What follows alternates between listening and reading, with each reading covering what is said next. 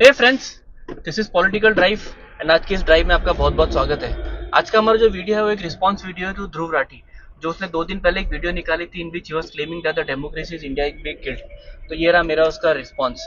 जब ध्रुव राठी अपना वीडियो शुरू करता है ना, तो पहले वो एक एनवायरनमेंट क्रिएट करता है अपने व्यूअर्स के माइंड में, जिससे पहले पूछता है कि आपको क्या लगता है कि इंडिया में डेमोक्रेसी है, क्या सिर्फ इलेक्शन होना ही एक डेमोक्रेसी की निशानी है, या फिर वो अलग अलग अलग वीडियो दिखाता है कि पूछता है कि क्या आप उन लोगों में से हैं जिन्होंने मोदी को अपना भगवान मान लिया है, और फिर कुछ वीडियोस दिखाएगा, फिर या फिर पूछेगा कि क्या आप उन लोगों में से जिन्होंने मोदी जी को अपना दिल दे दिया है, वगैरह वगैरह वगैरह। ऐसा करके ना सबसे पहले ना वो ये एक दिमाग में एक हवा बनाएगा, और फिर उसके बाद अब जो इंडिया की जो डेमोक्रेसी है ना, वो नॉर्थ कोरिया और रशिया से कंपेयर करेगा, जहाँ पे तो डेमोक्रेसी है ही नहीं, जहाँ पे सिर्फ नाम पे डेमोक्रेसी है। मैं इस नॉर्थ कोरिया और रशिया के कंपैरिजन में थोड़ा सा बाद में आऊंगा, थोड़ा आगे चलते हैं पहले। फिर उसके बाद वो अब फिर कुछ पिक्चर्स वगैरह दिखाता है, जिसमें ना ऊपर से चीजों में बात करता है, और फिर लास्ट में बात करता है कि चंडीगढ़ के मेयरल इलेक्शंस के बारे में, चंडीगढ़ मेयर इलेक्शन के बारे में। इससे ना मेरे को एक चीज याद आती है। जब भी हम लोग किसी हलवाई की दुकान में जाते हैं ना, और हलवाई की जब मिठाइयाँ पुरानी हो जाती है, 2 दिन या 3 दिन पुरानी हो जाती है, तो मिठाई हलवाई क्या करता है, मिठाई को फेंकता नहीं, उसके ऊपर है ना मस्त एक सिल्वर कलर की पन्नी चढ़ा देता है, ताकि जब कोई खरीदने आते हैं मिठाई, उसको ऊपर की पन्नी चमचमाती देख के लगती है कि भाई वाह क्या मिठाई है, और मिठाई ताकि खरीद ले वो, और ताजी मिठाई पे नहीं लगाएगा वो। तो वही चीज इसमें हुई है चंडीगढ़ मेयर इलेक्शंस में। Of course BJP did a crime. मैं तो गलती भी नहीं करूंगा, मैं क्राइम करूंगा, और मैं सुप्रीम कोर्ट की इस बात से पूरा अग्री करता हूं। It was a murder of democracy. लेकिन मैं ये बात मानने को तैयार ही नहीं हूं कि नरेंद्र मोदी ने जो उस मेयरल इलेक्शन में जो सिटिंग ऑफिसर था, who was a sitting councillor, उसको फोन करके बोला होगा कि भाई मेरे को चंडीगढ़ के मेयर, बीजेपी का चंडीगढ़ का मेयर होना चाहिए। अगर ये नहीं हुआ तो हम 2024 का लोकसभा इलेक्शन हार जाएंगे। हाँ, ये जो चीज हुई, जो कांड किया है, ये बीजेपी ने किया है ऑन स्टेट लेवल। इसमें मुझे नहीं लगता कि नेशनल लेवल वाले लोग इस चीज में बॉदर भी करेंगे यार। नरेंद्र मोदी के पास या सेंटर में गवर्नमेंट है, आधे से ज्यादा राज्यों में स्टेट गवर्नमेंट है, पता नहीं कितने में तो मेयर्स हैं, क्या है, मतलब वो मेयर इलेक्शंस को इन्फ्लुएंस, मतलब ये बात में मेरे गले। हाँ, तो एनीवेज हम लोग आगे बढ़ते हैं। तो वो तो और वो जो बाकी चीजें दिखा रहा था ना कि ये सब हुआ, ये इलेक्टोरल बॉन्ड्स और ये चीज, उनकी ना चीजों में डिटेल में नहीं जा रहा था, सिर्फ ऊपर दिखा। लास्ट में उसने क्या दिखा, चंडीगढ़ मेयर इलेक्शन, जो चीज सच है, ऐसा पन्नी वाला चीज जो मैंने बोला ना, हलवाई वाला, वो कर दिया उसने उसके ऊपर, ताकि सबको लगे हाँ जो नीचे की जो पूरी मिठाई है ना, वो सब एकदम अच्छी ताजी है। फिर उसके बाद वो चंडीगढ़ में इलेक्शंस का सपोर्ट लेके वो आगे बढ़ जाता है सुप्रीम कोर्ट की तरफ। फिर वो बोलता है कि सुप्रीम कोर्ट ने बोला है कि ये जो डिसीजन है, this is mother of democracy. और उसके बाद वो थोड़ा सा फ्लैशबैक में चला जाता है, और फ्लैशबैक में जाने के बाद बोलता है कि 2019 में जो है नरेंद्र मोदी, अमित शाह और योगी जी, इन्होंने इंडियन आर्मी के नाम पे वोट मांगे, इंडियन आर्मी के नाम पे वोट मांगे, which was not as per law. और उसके ऊपर उनके ऊपर काफी सारे केसेस हुए हैं, और उसमें से कुछ केसेस में उनको ना क्लीन चिट दे दी गई है। और अभी जब वो क्लीन चिट देने की बात कर रहा था ना, देन ही वॉज ऐसा दिखा रहा था कि क्लीन चिट तो मतलब कुछ भी नहीं है, क्लीन चिट तो मिलती रहती है, क्लीन चिट क्या है। फिर उसके बाद ये भाई साहब आ जाते हैं इसके ऊपर, अपने चीफ इलेक्शन कमिश्नर के ऊपर।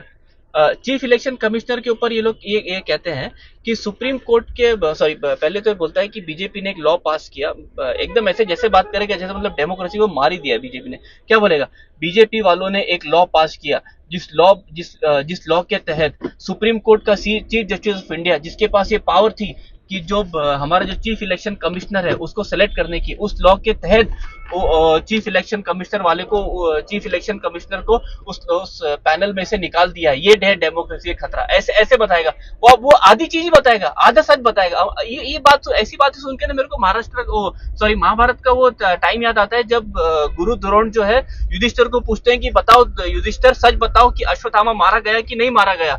युधिष्ठिर बोलता है हाँ अश्वत्थामा मारा गया, और गुरु द्रोण अपने हथियार रख देते हैं, और उनको उसी टाइम पे वध कर दिया जाता है। और उसके बाद युधिष्ठिर धीरे धीरे बोलता है कि वो जो अश्वत्थामा था ना, वो हाथी था। आधा सच बोला था युधिष्ठिर ने कि हाँ अश्वत्थामा मारा गया।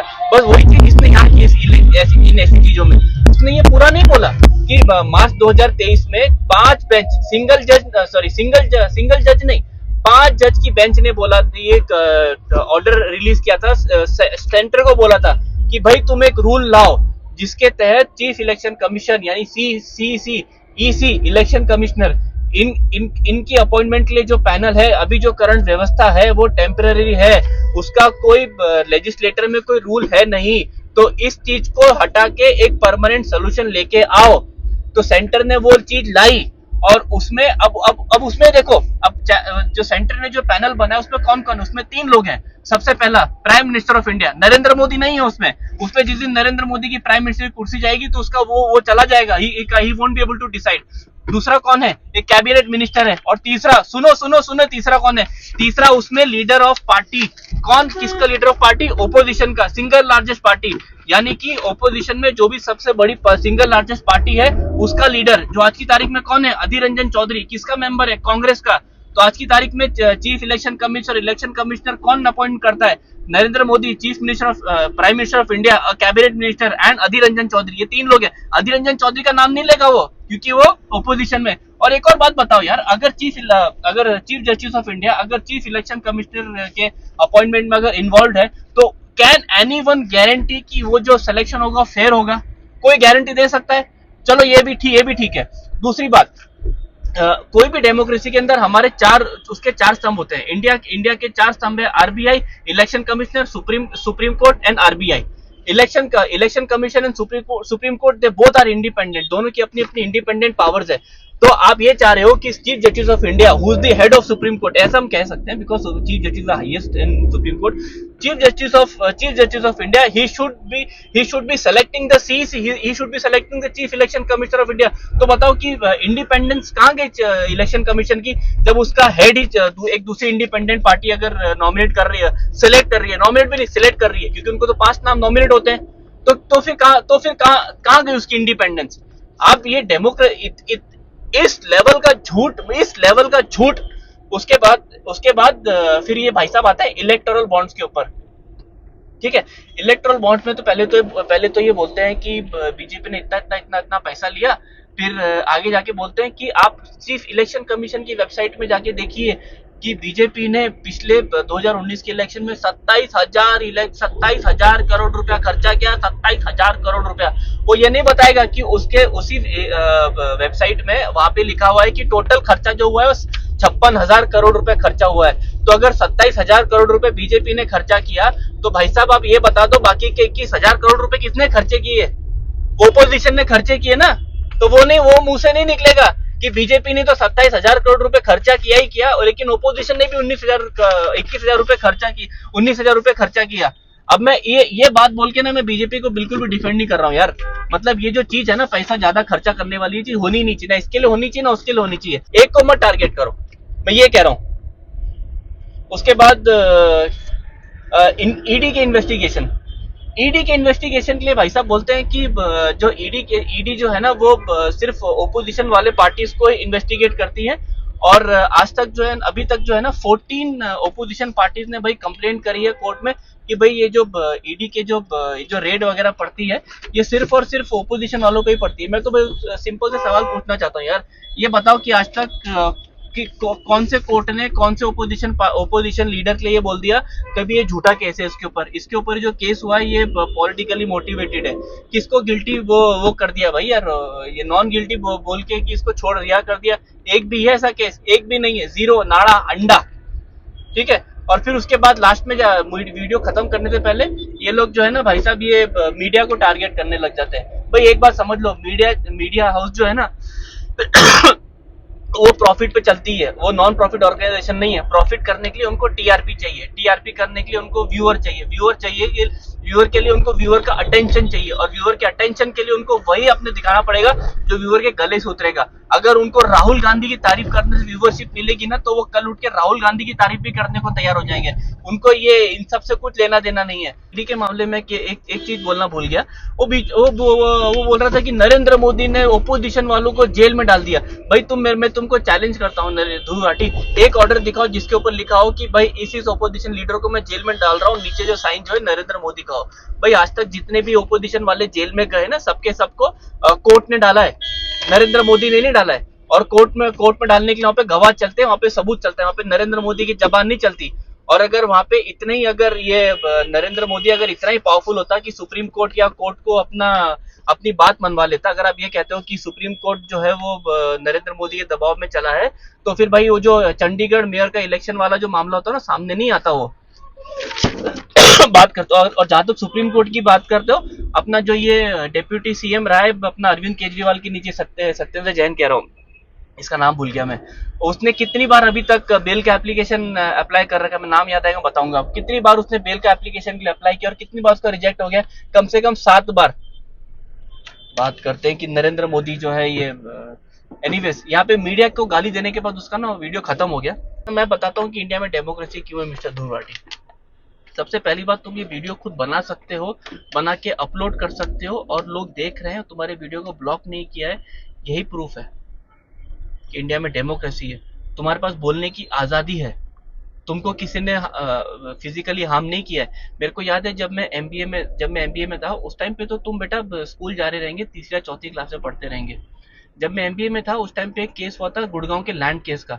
उस टाइम पे रॉबर्ट वाड्रा का नाम निकला था, और जिस तरह से मीडिया ने ये नाम दबा दिया था रॉबर्ट वाड्रा का, भाई उस टाइम पे रॉबर्ट वाड्रा का नाम लेना मतलब 302 मर्डर करने के बराबर था। रॉबर्ट वाड्रा का नाम ले लिया, आप सीधा अंदर, आपकी जिंदगी बर्बाद।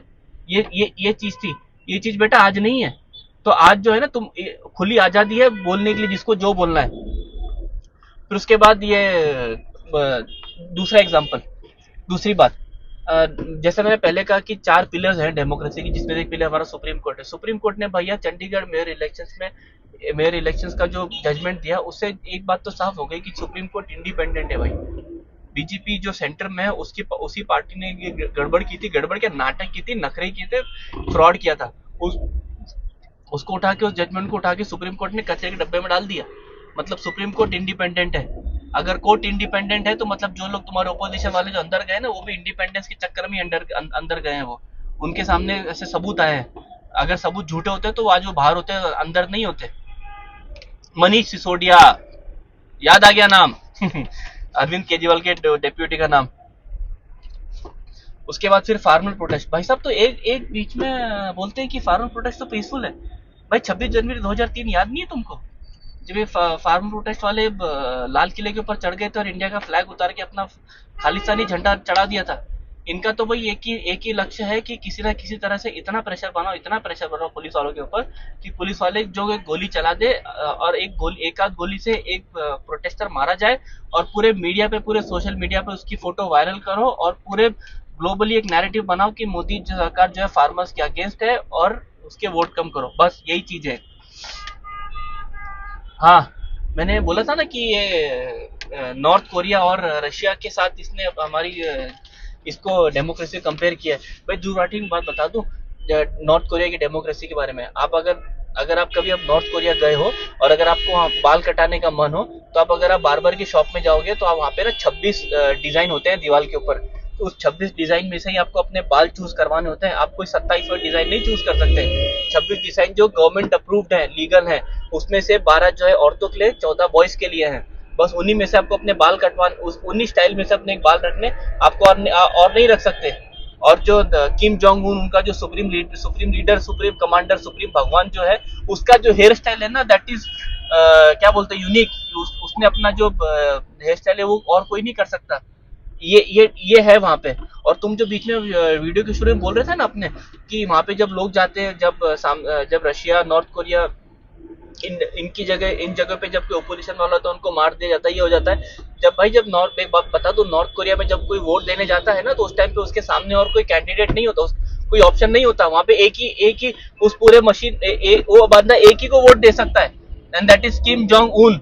और दूसरा ऑप्शन ही नहीं है उनके पास वोट देने के लिए। और सबको जबरदस्ती वोट दिलाया जाता है, तब जाके उनका 100% वोटिंग आता है। तो आप जो है ना, उनके साथ हमारी डेमोक्रेसी कंपेयर ही मत करो। वो लोग कोई बाहर की मूवीज नहीं देख सकते। उनके पास जो है गिनती के 3 चैनल आते हैं टीवी में, और वो भी जो है पूरा का पूरा गवर्नमेंट कंट्रोल्ड होता है। दूसरा चैनल नहीं देख सकते। वहां पे बीच में किसी बंदे ने, बेचारे ने, अपने कुछ कर पुरा के दूसरा चैनल देखने का ट्राई किया था, वहां पे पता चला तो उसको जेल में डाल दिया। ऐसी चीजों में मार देते हैं वहां पे। तो भाई वहां पे तो अगर आपने जहाँ पे किम जोंग उन का फोटो, उसके नीचे कुछ थूक दिया, कुछ फेंक दिया, वो तो भाई सीधा मौत है। वो डायरेक्ट मौत है वो। अगर आप एज ए टूरिस्ट वहां पे जा रहे हैं, तो आप अपनी कोई भी चीज नहीं ले जा सकते। आप अपना एक पेन ड्राइव नहीं ले जा सकते भाई साहब। वहां पे एक पेन ड्राइव, अपनी पेन ड्राइव छोड़ो, किताब नहीं ले जा सकते। किताब, a book is also consider propaganda, इस लेवल की चीज है। तो अब उसको आप इंडिया की डेमोक्रेसी से कंपेयर कर रहे हो, शर्म आ रही है बिल्कुल भी? बात करते हैं। चलिए गाइस, हम नेक्स्ट टाइम मिलते हैं आपसे हमारे अगले वीडियो पे। और हाँ, नहीं चलिए छोड़िए।